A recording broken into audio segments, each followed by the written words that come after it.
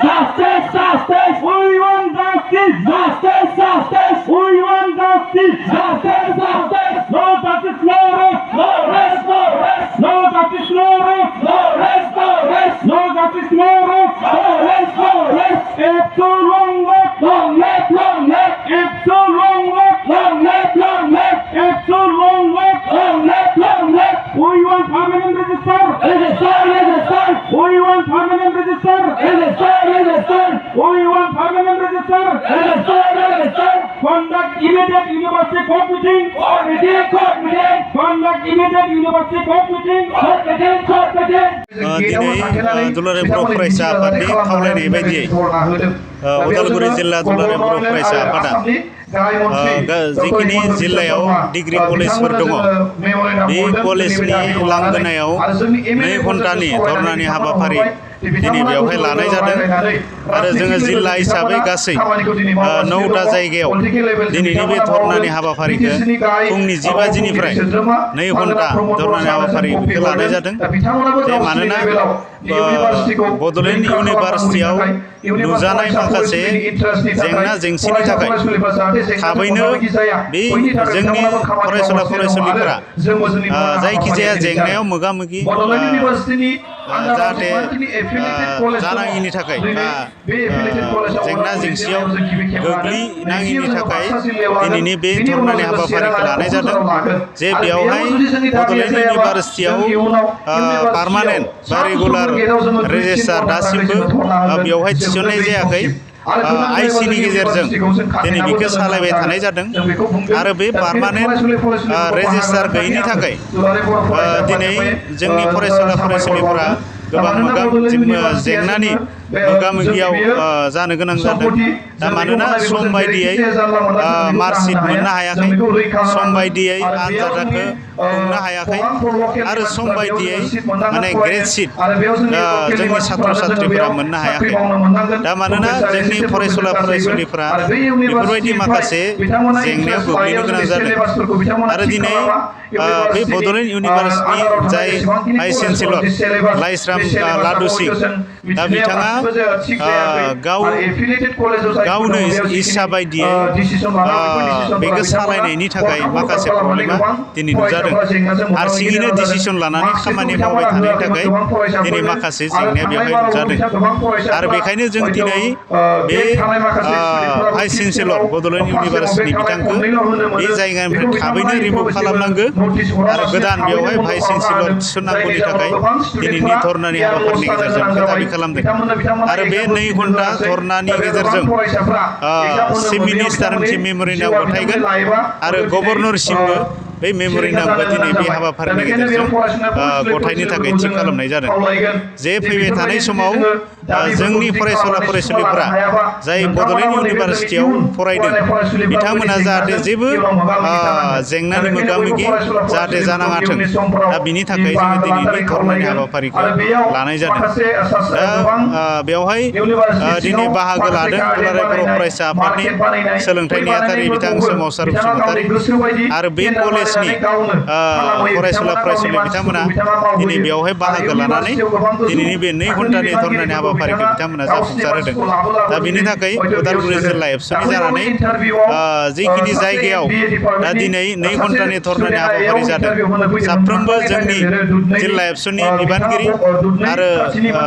मोनफ्रोमबो दखरानि बिबानगिरि बिथांमोनखौ आङो साबायखर बावदों आरो गुबुन गुबुन कलेजनि फरायसुला फरायसुलि इउनियन बडिनि बिबानगिरि इउनियन एबसुनि बिबानगिरि बिथांमोननिसिम आङो रोजा रोजा साबायखर बावदों दिनैनि बे 2 घन्टानि धरनानि हाबाफारिखौ जाफुंसार होनायनि थाखाय रिंगासिम जि धरना हाबाफारि लादों दा बेयाव जों गुबैयै मोन 6था डिमान्डखौ लानानै जोङो बेयाव बुंदों दा बेयाव जों बुंबाय थादों दि बड'लेण्ड इउनिभार्सिटियाव दासिमबो पार्मानेन्ट रेजिस्टार गैया इनचार्जजों सालायगासिनो दङ जायनि जाउनाव बिथांमोना सम मथे रिजाल्ट होनाय लोगोसे ग्रेड शीट गथ'फोरनो होनांगौनि थाखाय बिथाङा बेयाव फेलें जादों जायनि जाउनाव गोबां फरायसुला फरायसुलिफ्रा एडमिसन मोननांगौया बुहुम फरायसालिफोराव मोननांगौनिफ्राय जानगाराव थानो गोनां जादों थांनाय समफोराव गोबां फरायसालिफोराव बा गोबां फरायसालिमाफ्रा टाइम मथे रिजाल्ट होयैयाव इउनिभार्सिटिफोराव एडमिसन लानांगौ गथ'फ्रा मोननो हायासै गोबाङानो जानगाराव थानो गोनां जाबाय दा बेखायनो जों खावलायदों थाबैनो बड'लेण्ड इउनिभार्सिटियाव पार्मानेन्ट रेजिस्टार बेखौ होनांगौ बेजों लोगोसे बड'लेण्ड इउनिभार्सिटिनि जि भाइस चेन्सेलर प्रफेसर लाइसाम लादुसिम बिथाङा दासिम जों दिनैसिम बिथांखौ नुदों बिथाङा फरायसाफोरनि इन्टारेस्टआव खामानि बारा मावाखै बिथाङा गावनि गोसो बायदि बिथाङा खामानि मावबाय थादों दा जों गोबांबार बिथांजों रायलायदोंमोन दि जोंनि लकेल इन्टारेस्टआव फरायसाफोरनि इन्टारेस्टआव जाहाथे खामानिखौ मावो इउनिभार्सिटि मोजां थाखाय खामानि मावो नाथाय बिथाङा बेखौ दासिम मावनो नागिरा बिथाङा गावनि गोसो बायदि माखासे खामानिखौ मावो आरो बिथाङा गावनो गोसो बायदि इउनिभार्सिटियाव गोसो बायदि माखासे फाइनेन्सआनो होन बा अफिसार माखासे लेभेलखौ बिथाङा गोसो बायदि बाहायो बिनि थाखाय जों खावलायदों बिथांखौ थाबैनो इउनिभार्सिटिनिफ्राय रिमुभ खालामनांगौ आरो जों दाबि खालामदों दि बे इउनिभार्सिटिनि भाइस चेन्सेलरा जोंनि लकेल मानसि जानांगौ बर' मानसि जायोबा जों मोजां जायो बिटिआरनिनो जों जानांगौ बेखौ खावलायदों पार्मानेन्ट रेजिस्टार जाय जागोन बेखौबो जों बिटिआरनिनो जानांगौ बेखौ खावलायदों मानोना नैबे बड'लेण्ड इउनिभार्सिटिया जों बड'लेण्ड सोमावसारनायनि मोनसे मोननाय मोनसे मुलुगसोलोंसालि बे जोंनि मोनसे सम्पति जों बेखौ जेब्लाबो जों बेबायदिखौ मोजां जाजानायखौ जों लुबैयो बेखायनो जों लुबैगोन जेब्लाबो बे बिटिआर बा जोंनि लकेल इन्टारेस्टआव जाहाथे बिनि दैदेनगिरिफ्रा फैयो बेजों लोगोसे इउनिभार्सिटियाव मोनसे कर्ट थायो आरो बे कर्टआव मेम्बारफोरा सिगां एमएलएफोर दङमोन जाय एमएलएफोरा रिटायार जाबाय दायो गोदान आसाम एसेम्ब्लिनिफ्राय कर्टनि मेम्बार हरदों एमएलए बिथांमोनखौ नाथाय बिथाङा बे कर्ट मिटिंखौ खालामाखै दासिमबो आरो बे कर्टनि मेम्बारखौ बिथाङा फिलआप खालामाखै बेखायनो जों दाबि खालामदों जाहाथे कर्टनि मेम्बारखौ थाबैनो फिलआप खालामो बेजों लोगोसे एग्जिकिउटिभ काउन्सिल इउनिभार्सिटिनि बे मिटिंखौ जों खालामथ'नाङा होनना दाबि खालामदोंमोन मानोना बेयाव नैबे कर्टआ जाबाय इउनिभार्सिटिनि हाइस अथरिटि बिथांमोना दा बेखायनो बे इउनिभार्सिटियाव बे एग्जिकिउटिभ काउन्सिल नि मेम्बारफोरा जाजोबाखै फिलआप जाजोबाखै बेखायनो जों बेखौ मिटिंखौ खालामथ'नाङा बुंदों दा बेखायनो बिथांमोनाखौ खावलायदों जाहाथे बेखौ बे मेम्बारफोरा जेब्लासिम फिलआप जाजोबा अब्लासिम खालामा दा बेखायनो जों गासैबो साथ्र साथ्रिखौ जों खावलायगोन दा जों धरना होदों जाहाथे इयुनाव बेबायदि फरायसुलिफ्रा बिदि जेंनाजों जाहाथे मोगा मोगि जानो गोनां जाया बेखायनो फरायसुलिफोरना जों धरना होदों आरो जों इउनिभार्सिटिखौ जेब्लाबो जोङो बिदि जों जाहोनो हाया मानो होनबा बे जोंनि इउनिभार्सिटि जों बेखौ गुबुनजों जों सलायजानायखौ लुगैया भिसिआ जाबाय मणिपुरि बेयाव आरो रेजिस्टार इनचार्जबो सिगां दस्रा मानसिमोन रिएक्टर जाय दङ बिथाङाबो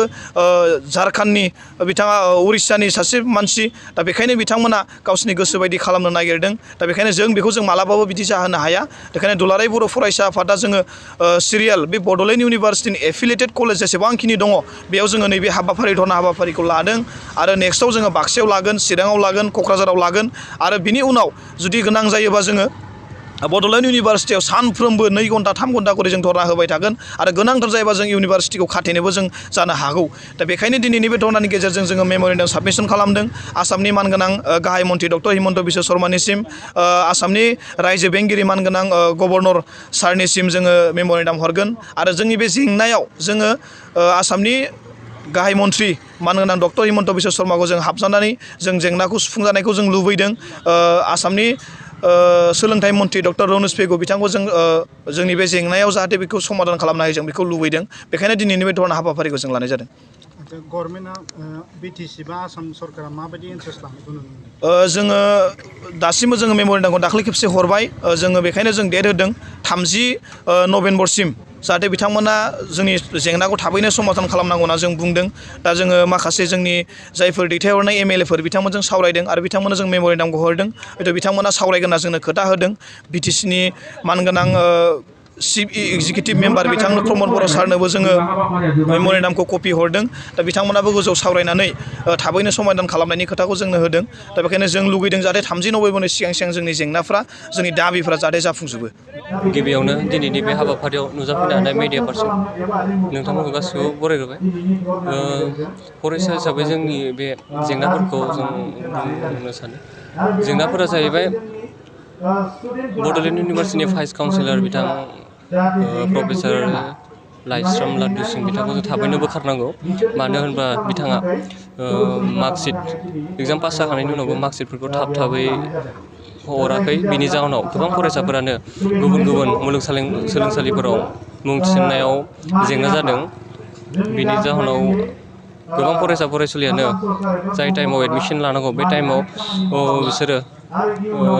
मार्कशिट मोनैनि थाखाय एडमिसनखौ लानो हायाखै बेफोरखौ लानानैनो दिनैनि बे 2 घन्टा धरना होनाय हाबाफारिखौ लानाय जादों लोगोसे जों खावलायो बिथांखौ थाबैनो बोखारनांगौ लोगोसे रेजिस्टारखौ थाबैनो पार्मानेन्ट खालामनांगौ। नोंथांमोना फरायसा हिसाबै बेखौ माबायदि डेडलाइननि गेजेरजों सुस्रांनांगौ होननानै दाबि दैखाङो? जों फरायसा हिसाबै बेखौ जेसे हायो थाबैनो सुस्रांनो खावलायदों। जुदि थाबैनो सुस्राङा दुलाराय बर' फरायसा आफादजों लोगोआव थाफानो जोङो जोबनो गैयै समसिम जोङो बेखौ धरना होबाय थागोन।